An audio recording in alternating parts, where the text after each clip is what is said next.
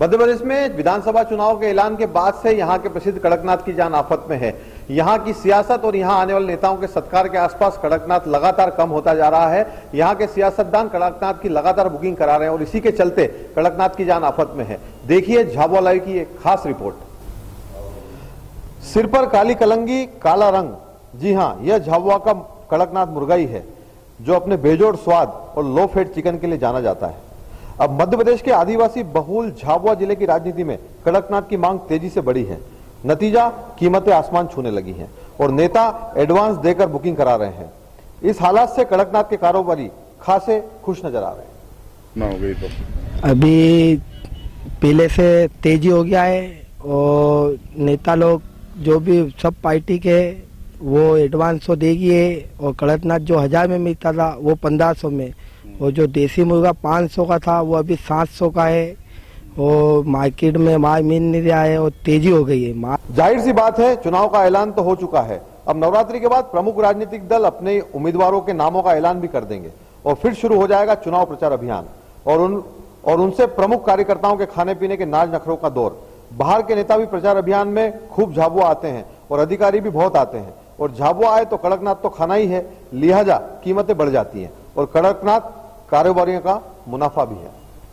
चुनाव को लेकर तैयारी ये है कि अब चुनाव की घोषणा हो गई है, आचार संहिता लागू हो गई है और दिसंबर में हमारे यहाँ नवंबर में चुनाव होना है, तो अधिक से अधिक मात्रा में हम लोग स्टॉक करके रखेंगे। हालांकि ये वस्तु तो नहीं है कि इसको हम एक साथ इकट्ठा कर लें। हाँ, 2-4 दिन पहले हमको ढूंढ कर लाना पड़ता है आसपास के क्षेत्रों से, और चुनाव में तो ज्यादा होना है क्योंकि कर्मचारी और नेता लोग दोनों का जमावड़ा झाबुआ में ज्यादा रहेगा, तो दोनों में डिमांड रहती है इसकी।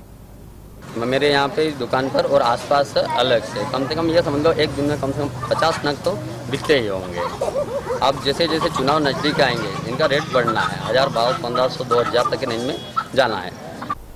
भारत की राजनीति में शामिल लोग अक्सर सफेद रंग के कपड़े पहनते हैं, लेकिन झाबुआ के काले रंग और काले चिकन का कड़कनाथ मुर्गा सफेद पेशों की पहली पसंद है।